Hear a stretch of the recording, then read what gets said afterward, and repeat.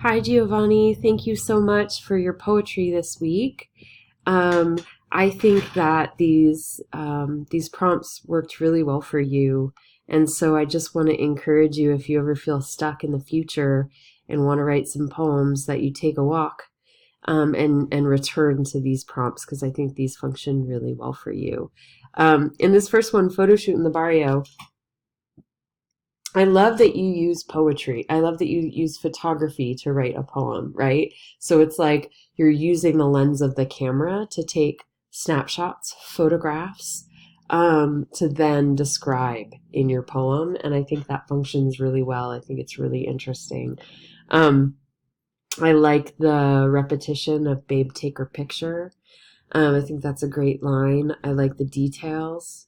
The one thing I would say is because you are not, since you're not just using a camera, you're using your pen here, that you could, for a moment, include other sensory details. What did you hear other than that, just that conversation with the person you were with?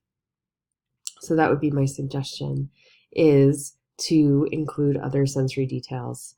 What did you hear? Were you eating anything? Did you taste anything? Did you touch anything? Um, did you smell anything? Young creations. I was, um, I liked the beginning of this poem. I had no idea what you were doing. And that it, it, um, it sort of, I was with you, I was with you, I was with you, I was interested and I was intrigued, and then I recognized you were at a museum. So that was really neat. That was this really neat revelation. It's sort of like peeling an onion, right? The different layers until you get to the middle. Um, so I like that a lot. Let me look at your questions. Can you take my same walk or experience similar thoughts in the poem above?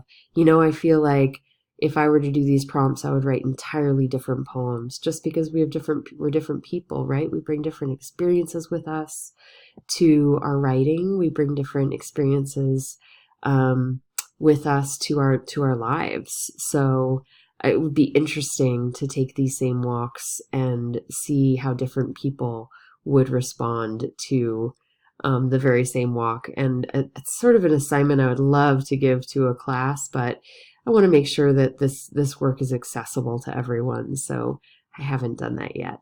And then how can I better describe what I saw versus what I thought during my trip to the museum?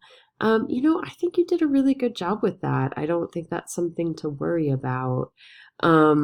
I think it's very clear to me what you're seeing. And then also that line, "Can I have my $5 back, please? I'm so serious," really drives home that sort of irritation and frustration of trying something new and going, wow, this really isn't for me, and I want my money back. I thought it was funny and interesting.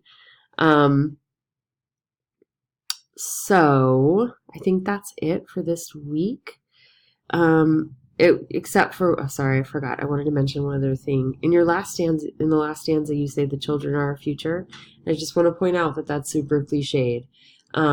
So I'm wondering if there's a way you can rewrite that so that it's your own words, and your own thoughts and your own sort of original idea there. And that's it. Thank you so much for your work this week, Giovanni, and I look forward to where you go with these poems.